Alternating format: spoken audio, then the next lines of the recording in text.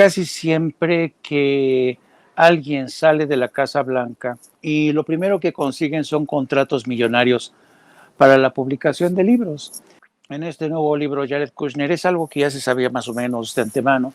Este es un libro que estoy convencido que pasará a la historia sin pena ni gloria, porque tú sabes que en Estados Unidos la historia se reescribe no en los libros, sino en Hollywood. Veníamos de una presidencia bastante sumisa a los dictados de Washington. Trump nunca entendió realmente la peculiaridad o la complejidad de la política mexicana. Lleva en su código genético, podría decirse, este racismo que transpira Estados Unidos. Es el racismo y solamente se lleva bien con los mexicanos cuando le conviene. Y Marcelo Ebrard creo que ha aprendido del arte de ganar elecciones, que tiene ante sí a unos adversarios bastante sólidos, fuertes. Por eso mismo está recurriendo a personalidades que de alguna manera son los ídolos de esa derecha conservadora, como el burro Van Rankin. Maestro Jaime Hernández, bienvenido. ¿Cómo está? ¿Cómo le va?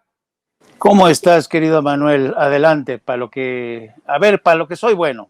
Sí, no, usted es bueno para muchas cosas.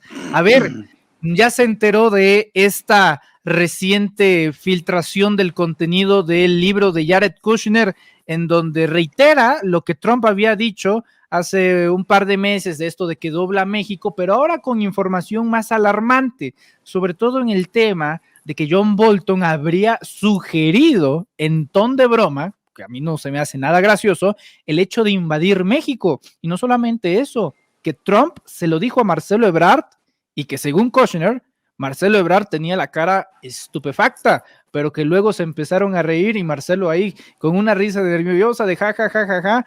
Es una amenaza latente, porque Trump planea volver a Washington en el 2024. ¿Cómo ve esta situación, Jaime? Bueno, yo creo que hay que analizar este tema bajo una luz muy prudencial, porque hay que tener en cuenta, Manuel, que generalmente, casi siempre que alguien sale de la Casa Blanca, por ejemplo, ex jefes del Consejo de Seguridad Nacional, los propios presidentes o vicepresidentes, casi siempre salen y lo primero que consiguen son contratos millonarios para la publicación de libros. Y generalmente estos libros que son escritos por lo que se conoce en el argot literario como negros, que básicamente se encargan de recoger las memorias de los exfuncionarios, le imprimen un tinte melodramático a la narrativa. Entonces yo creo que hay que tener mucho cuidado con esto. Lo que hacen en este nuevo libro Jared Kushner es algo que ya se sabía más o menos de antemano. No es de extrañar, por ejemplo, que el propio presidente Trump siempre se rodeó de estos personajes extremistas, integristas, como el propio sus secretarios de defensa, como el que era el responsable de manejar seguridad e inmigración. La verdad era que era un grupo bastante radical, pero y que en muchos sentidos hicieron de lado al Departamento de Estado. El Departamento de Estado fue marginado por Trump, por Jared Kushner en muchas de las acciones, porque generalmente todas las relaciones de la Casa Blanca con el hemisferio y México en particular pasan primero por el vicepresidente e inmediatamente por el Departamento de Estado. Este no fue el caso de Jared Kushner, que se convirtió en una especie de asesor todoterreno de Donald Trump. Entonces, desde esa posición privilegiada, Jared Kushner nos puede ofrecer un retrato bastante caprichoso.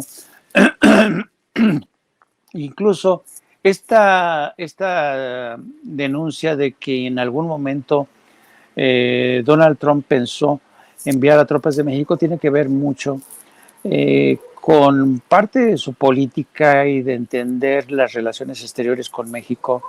No hay que olvidar que había ocurrido el asesinato de la familia de los Levarón, que fue cuando le ofreció al presidente de México la asistencia militar, en este caso Andrés Manuel, y Andrés Manuel se resistió, lo rechazó.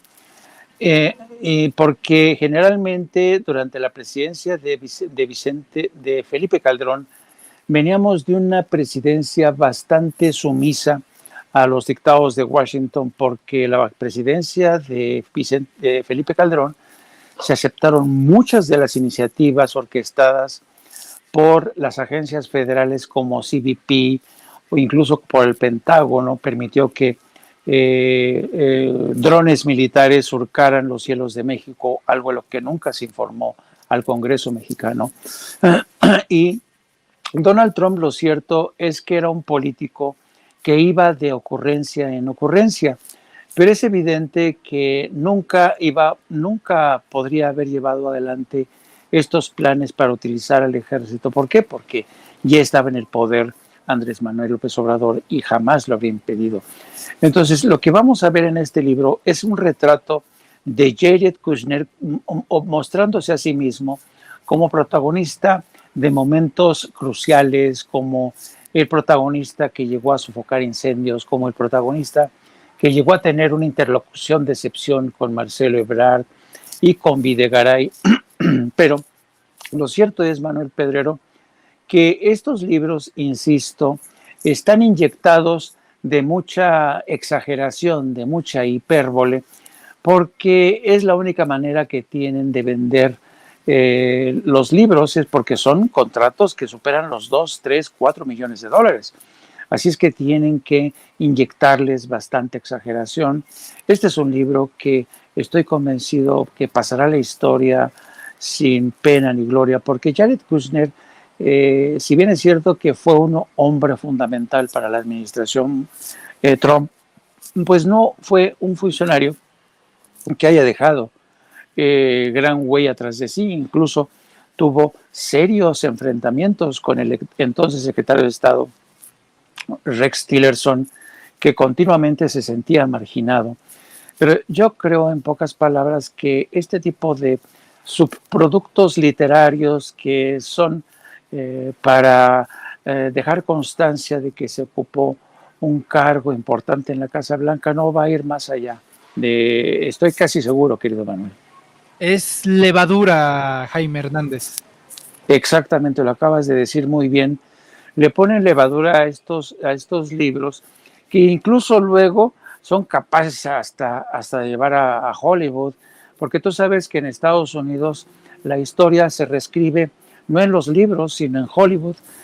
Hollywood se ha encargado de reescribir la historia para vendernos a Estados Unidos como la potencia que venció durante la Segunda Guerra Mundial, por ejemplo. Hollywood nos ha vendido a un Estados Unidos donde no ha existido ni discriminación racial, ni nada de odio contra los inmigrantes. Entonces yo lo analizaría bajo una luz prudencial, insisto, aunque hay pasajes interesantes que hablan de la cercanía que ciertamente tuvo Jared Kushner con Videgaray, por ejemplo. El Videgaray y Kushner siempre tuvieron un canal paralelo a las comunicaciones que tenían la Casa Blanca y las relaciones exteriores, particularmente entre Trump y Marcelo Ebrard. Trump solía decirle a Marcelo, Marcelo, Marcelo. Pero Trump nunca entendió realmente la peculiaridad o la complejidad de la política mexicana, y mucho menos Jared Kushner, que ahora intenta pasar a la historia con una obra que son de esos libros que terminan en el armario y dan mucha hueva a leer. Correcto, Jaime. Jaime, permíteme preguntarte esto de la siguiente manera. Trump, no como político, no como empresario, sino en su esencia de sí mismo, ¿lo consideras como una personalidad que llegó o puede o podría seguir siendo un amigo de México? No, en el fondo yo creo que Donald Trump aprendió a ser político sobre la marcha. Aprendió a ser político porque no hay que olvidar que Donald Trump se convirtió desde hace mucho tiempo en mecenas tanto de demócratas como republicanos, y aprendió mucho de ellos. Aprendió de las argucias tanto demócratas como republicanos. A México realmente nunca lo vio como un país que valiera la pena. No hay que olvidarse que Donald Trump lleva en su código genético, podría decir, este racismo que transpira Estados Unidos. Es el racismo del hombre blanco y conservador que en el fondo comulga con la doctrina del supremacismo blanco y solamente se lleva bien con los mexicanos cuando le conviene. Pero en el fondo no es de extrañar que a Donald Trump se le hiciera muy fácil descalificar a los mexicanos, a los inmigrantes mexicanos como ladrones, como violadores, como criminales, porque en el fondo eso habla de su convicción de que él forma parte de una supremacía blanca. De hecho, esa fue la clave de su victoria frente a Hillary Clinton. Donald Trump y la gente detrás de él supieron interpretar, supieron entender que detrás de él pudo cautivar a estos electores blancos y conservadores que tienen un miedo tremendo de cómo se está reconfigurando el mapa demográfico de Estados Unidos. Tienen miedo, tienen terror a llegar a llegar a convertirse en la minoría de ese país. Y desde ese punto de vista ven a México como una amenaza en términos demográficos. Hay que tener en cuenta, querido Manuel, que hablando con datos duros, yo te podría decir que todo lo que es el sur de Estados Unidos, me refiero a California, Nuevo México, Texas, Arizona e incluso parte de Nevada, está habitada demográficamente, ya ha sido conquistada demográficamente por la comunidad hispana o latina. En muchos sentidos, los descendientes de mexicanos ya se hicieron con el control de la franja sur fronteriza de Estados Unidos. Y el hombre blanco y conservador todavía no se percata de ello, no se percata de eso. Y por eso hay tantas pulsiones, por eso hay tanto temor, por eso existe este desquiciamiento hacia la visión de México como un país que está ahí para en cualquier momento lanzar sus ejércitos de inmigrantes para invadir Estados Unidos. Entonces, desde ese punto de vista, Trump representa los temores de este hombre viejo, blanco y conservador, que no se ha dado cuenta o no se quiere dar cuenta que el país ha cambiado mucho y difícilmente yo lo veo realmente viendo a país como un país en igualdad de circunstancias. Correcto. Maestro Jaime Hernández, hablemos de Marcelo Ebrard. Marcelo Ebrard acaba de declarar hace unos momentos, están en campaña, quieren ganar votos. Dice que niega que México cediera ante Trump y afirmó que todo lo demás es pura campaña en torno a este libro de Jared Kushner.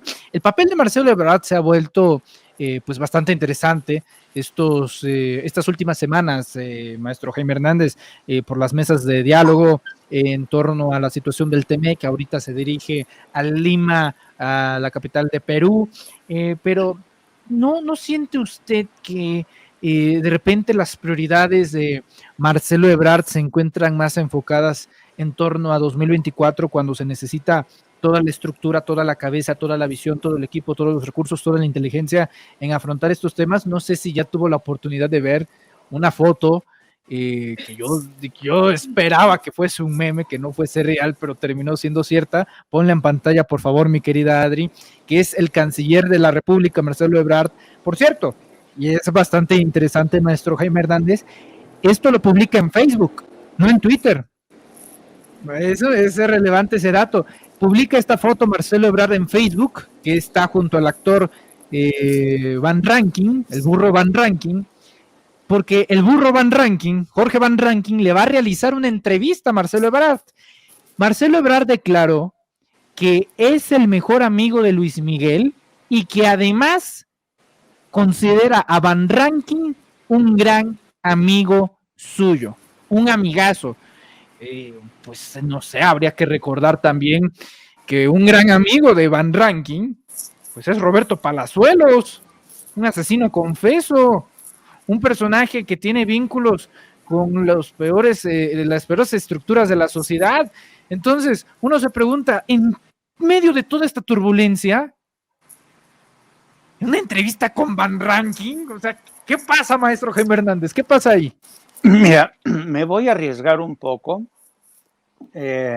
pero creo no equivocarme. Te voy a decir cuál es mi tesis, mi hipótesis. Yo creo que hay algo que evidentemente ha aprendido Marcelo Ebrard, que es un político de larga trayectoria, y Marcelo Ebrard creo que ha aprendido algo del arte de ganar elecciones, y sobre todo porque hay que tener en cuenta que Marcelo Ebrard pues ha estado en contacto con gente vinculada a Donald Trump. O sea, es un tipo que no es ajeno a los experimentos electorales que se han hecho en Estados Unidos. Yo tengo la impresión de que así como Donald Trump nos sorprendió a muchos cuando ganó las elecciones frente a Hillary Clinton, porque la gente que asesoraba a Donald Trump miró hacia un vivero electoral que todo el mundo estaba descuidando. Me refiero al vivero electoral de los blancos y conservadores que siguen experimentando este miedo a la reconfiguración demográfica del país. Entonces yo creo que Marcelo Ebrard se ha dado cuenta que tiene ante sí a unos adversarios bastante sólidos, fuertes, como es el caso de Claudia Sheinbaum, Adán Augusto, que son, digamos, candidatos que ya han cautivado a la izquierda en México. A Claudia se le quiere muchísimo en la izquierda, en el sector de Morena, lo mismo a Adán Augusto. Y yo creo que Marcelo Ebrard se ha percatado de esto y él cree que de cara al 2024, si hay alguien si hay un electorado que va a estar huérfano de candidatos consistentes y competitivos, va a ser la derecha, el centro derecha en México. Por tanto, él no quiere desaprovechar este vivero del centro derecha y por eso mismo está recurriendo a personalidades que de alguna manera son los ídolos de esa derecha conservadora, como el burro Van Ranking, como es el caso de Adela Micha, en fin, esta gente que durante toda su vida se ha nutrido de Televisa, de Luis Miguel, de las telenovelas mexicanas. Entonces, yo tengo la impresión que la estrategia electoral de Marcelo Ebrard va a ser un poco parecida a la de Donald Trump, en no descuidar ese vivero electoral que muchos están descuidando, porque saben muy bien que ni el PRI y el PAN están prácticamente desmontándose, desmoronándose. Entonces él quiere cubrir ese flanco de centro derecha y quizá por eso está prodigando y está moviendo su campaña hacia ese sector, hacia esos, entre comillas, líderes de opinión que le van a asegurar esos votos, porque yo creo que Marcelo Ebrard se parece un poco, si me lo permites, a Ricardo Monreal. Ricardo Monreal ha llegado a presentarse como el candidato de la conciliación, como el candidato que no le gusta polarizar, como el candidato que va a ser capaz de restañar heridas, de que todo el mundo deje de separarse entre fifís y chairos. Eso lo ha dicho una y otra vez Ricardo Monreal. Yo tengo la impresión que esa es la estrategia de Marcelo Ebrard, que va a tratar de alguna manera de llegar a pactos no escritos con medios que representan los intereses de ese centro derecha, con figuras de ese centro derecha, que parecen nimios, ¿no? Parece broma, como tú dices, parecen memes, pero no, yo creo que Marcelo Ebrard sabe muy bien que ahí hay votos que seguramente no van a ir hacia las urnas de Claudia o de Adán Augusto, y entonces él quiere rebañar el plato de esos votos de centro derecha, y creo que no hace mal porque descuidar ese electorado y presentarte solamente como el candidato del centro izquierdo, de izquierda, la verdad creo que va a ser una equivocación. Yo creo que los candidatos, el candidato que surja o la candidata de Morena tendrá que esforzarse no solamente en cautivar, en conquistar el alma y los corazones, la mente y los corazones del electorado de izquierda, sino también que tiene que conquistar a ese electorado de centro derecha que se deja, digamos, manipular a través de Televisa, las telenovelas, TV Azteca, el diario Reforma, el diario Universal, y es un universo nada despreciable. El presidente de México ha dicho una y otra vez que hay gente de centro derecha que representa un universo de más de 25 millones de personas. Así es que yo creo que la estrategia de Marcelo Ebrard es tan sorprendente, pero yo sí le encuentro sentido. Creo no equivocarme en este sentido, querido Manuel. Correcto. Finalmente, querido Jaime Hernández, para cerrar, una reflexión sobre estos momentos que vive nuestro país. Hay tiempos, me queda perfectamente claro, de apertura. Por poner un ejemplo, el día de hoy, pues Vicente Serrano, un gran amigo nuestro en común, será el primer periodista, y no me refiero solamente a un medio independiente, sino en general, el primer periodista que entrevista, por lo menos, a los 3 aspirantes a la presidencia de la República, Dan Augusto López Hernández, Ricardo Monreal, y el día de hoy se estrena una entrevista con la jefa de gobierno, Claudia Sheinbaum. Todos aceptaron, bueno, incluso Monreal, excepto Marcelo Ebrard. Eso dice bastante. Tiempos de apertura, son tiempos interesantes. ¿Qué piensa, maestro? Pues es muy interesante el último apunte que has hecho. Se le ha resistido a Vicente Serrano porque yo creo que Marcelo Ebrard ya tiene en la cabeza cuál es su estrategia, ¿no? Él no va a desperdiciar a los cuates, porque acuérdate que Marcelo Ebrard es un político de larga data que viene de las antiguas alianzas, forma parte de esta cultura en la que los medios de comunicación se encamaron con el poder. Él sabe, y de muchos sentidos ha tenido relación con muchos medios de comunicación, con dueños de medios, con columnistas. Así es que no me extraña que intenten ignorar a Vicente Serrano, cosa que se me hace un error garrafal, porque independientemente de que se trate de un amigo nuestro, querido Manuel, yo creo que hay que tener en claro una cosa. El espectro mediático en México se ha abierto y es muy difícil que haya una marcha hacia atrás. Yo creo que la inmensa mayoría de los ciudadanos se dieron cuenta de que durante mucho tiempo los medios llamados convencionales o que responden a intereses corporativos, a lo único que se dedicaron fue a lo que se llama manufacturar el consenso, manufacturar a la opinión pública. Manipularle, en pocas palabras, en favor de intereses políticos muy específicos y corporativos. Cuando cambia el mapa político, cuando Andrés Manuel López Obrador da un golpe de timón y se modifica sustancialmente la relación con los medios de comunicación, es evidente que los antiguos medios empiezan a resistirse como gatos panza arriba contra el avance de medios independientes digitales como el tuyo, como el de Vicente, como el mío, que de alguna manera estamos abriendo brechas, sobre todo Vicente Serrano, que fue el que empezó antes, y en muchos sentidos Vicente Serrano, desde mi punto de vista, yo desde que lo conocí, Vicente Serrano es un tipo que podrá decir mentadas de madre, pero es un tipo muy inteligente, es un tipo que tiene un sentido realmente fascinante sobre lo que es los medios de comunicación. Es un periodista de todo terreno que es capaz de entrevistar al diablo mismo.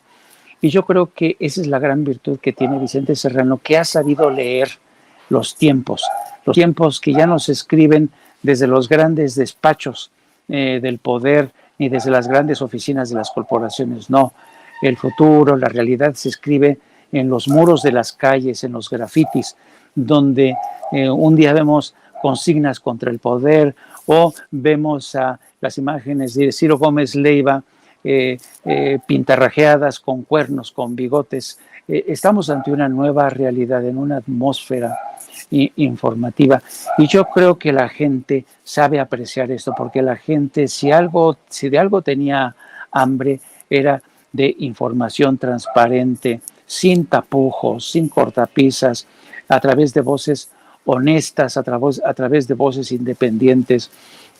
Yo creo que estamos avanzando, querido Manuel, en un territorio inexplorado en muchos sentidos para México. Incluso nosotros mismos no tenemos una noción demasiado clara de qué es lo que vamos a ver, de cuál es la siguiente etapa para nosotros mismos. Yo creo, pero de eso se trata.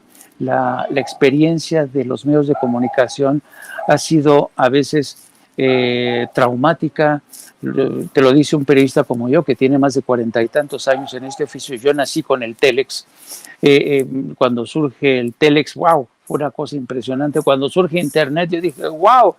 Y mira, hoy haciendo la de YouTuber, así que y ahora hacemos TikToks. Hacemos TikToks, saltos cuánticos. Yo diría que es un salto cuántico que realmente te obliga como periodista a actualizarte, porque si no, mueres, te conviertes en algo intrascendente. Entonces, yo creo que nosotros estamos acostumbrados, por fortuna, lo mismo Vicente, lo mismo tú, a caminar a ras de suelo, cosa que no han hecho muchos periodistas que son columnistas, que no les ha tocado, por ejemplo, pienso en los casos de Ciro Gómez Leiva, pienso en los casos de Carlos Loret de Mola, que yo nunca coincidí con ellos, por ejemplo, en una guardia o cubriendo una nota durante 24 horas o una tragedia o una cobertura en zona de conflicto, nunca. Yo creo que la ventaja que tenemos nosotros es que somos personas que andamos a ras de suelo y sabemos interpretar y entender este mundo que nos tocó vivir. A mí me da mucha emoción, y te lo voy a decir abiertamente, a mí me da mucha emoción ver gente joven como tú. Me emociona mucho, de verdad, te lo digo de corazón. Me emociona mucho porque yo creo mucho en las futuras generaciones. Son ellos los que van a llevarse la estafeta, el relevo. Y me da mucho gusto realmente que haya gente joven, comprometida, culta, por Dios, que es culta, que sabe leer, que sabe interpretar los signos de su tiempo, que eso es realmente complicado de encontrar.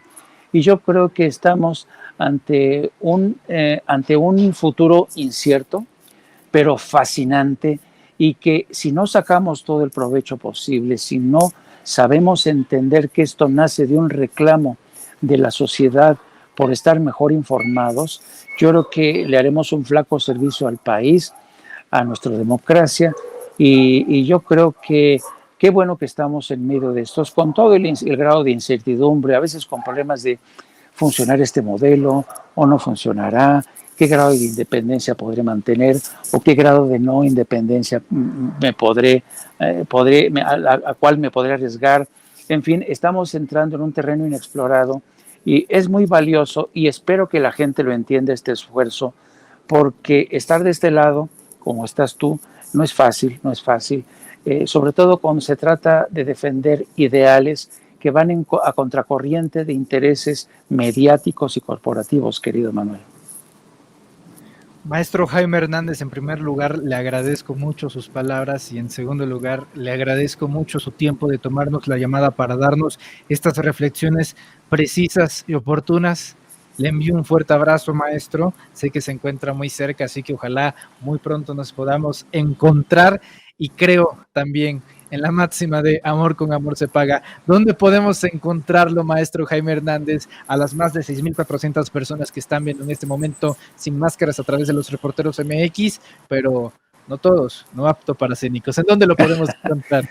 Pues sí, me pueden encontrar en mi canal en No Apto para Cínicos. Transmito todos los días a partir de las 14 horas, y también me pueden seguir a través de mis redes sociales, @Jaime Journo, pero también me pueden seguir a través de la sección de La Jornada Sin Fronteras, del gran periódico La Jornada, donde nos dedicamos a explorar, barruntar, asomarnos al futuro de lo que va a ser la migración, los éxodos de desplazados por guerras civiles, por cataclismos naturales. Es un fenómeno que ha llegado para quedarse, y te agradezco mucho esta oportunidad y el tiempo, querido Manuel. Te mando un abrazote.